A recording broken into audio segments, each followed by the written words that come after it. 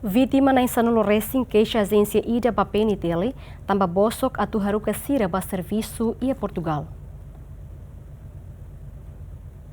Cidadão na Insanul Racing e sexta-ne queixa a agência Zita Yamora ba Polícia Nacional Timor-Leste tamba haruka sira kada ema ida hatama osan rihuntol racing ba agência ne ho di bele facilita sira ba serviço e a Portugal. Mai be realidade vítima sira lá ba Portugal ho di serviço hanesan agência nia promete. Sira até tema amis am tensir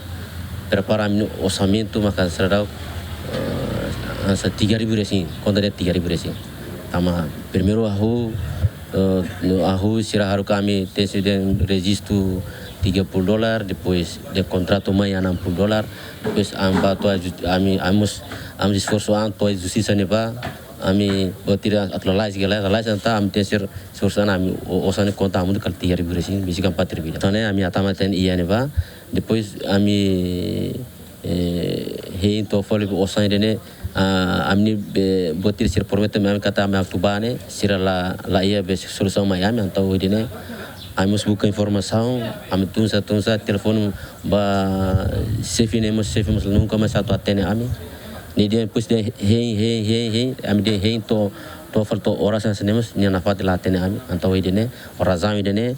ami la koi proses na tor belaba oi ami akaratu cancela fale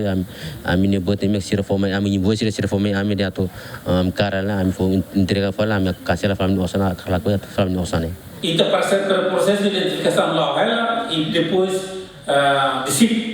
se bolo companhia de mesma ka halo asan né para ser a responsabilidade primeiro a apela ba público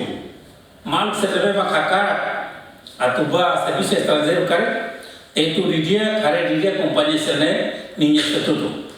sigo lugu somos para companhia sene atu label abandona